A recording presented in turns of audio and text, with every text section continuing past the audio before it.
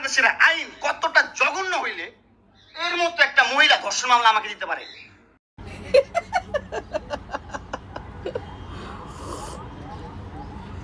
নতুন টপিক হয়ে যাক এক কাপ চা। লায়লা মামুন 50 বছরের একটা মহিলা আমাকে ধর্ষণ মামলা দিচ্ছে। আসলে আইন খুব খারাপ জিনিস, বাংলাদেশে আইন খুব খারাপ, জঘন্য জিনিস।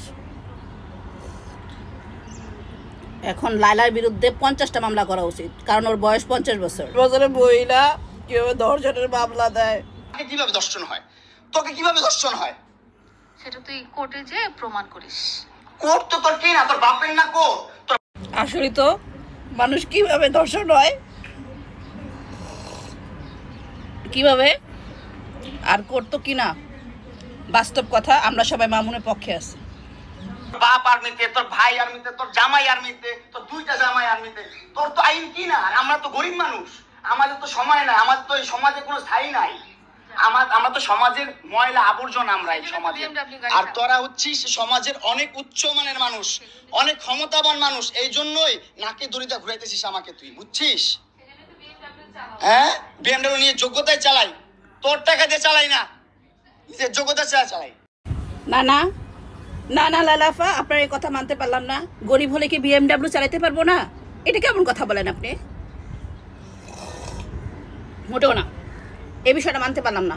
আমি মামুনের পক্ষে। কামাই করে চালাই। হ্যাঁ, বড়লোক হইতে পারবো না? কোথাও লেখা আছে গরিবরা বিএমডব্লিউ চাইতে পারবে না, গরিবরা বড়লোক হতে পারবে না? শেষ কথা, শেষ চুমুকের আগে বলছি, লায়লা তুমি ভালো হয়ে যাও, গরিবরাও বিএমডব্লিউ চালাতে পারে, ঠিক আছে? আর আমাদের এই ভিডিওটা যদি আপনাদের ভালো লেগে থাকে অবশ্যই লাইক, কমেন্ট, শেয়ার করে দিবেন।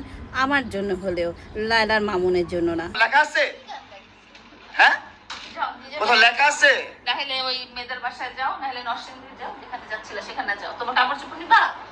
অবশ্যই নিব, দাও, ব্যাক করে দাও, করি, সমস্যা নাই। চা খাওয়া শেষ, আমার ভিডিও শেষ। বাই, আল্লাহ হাফিজ সবাইকে।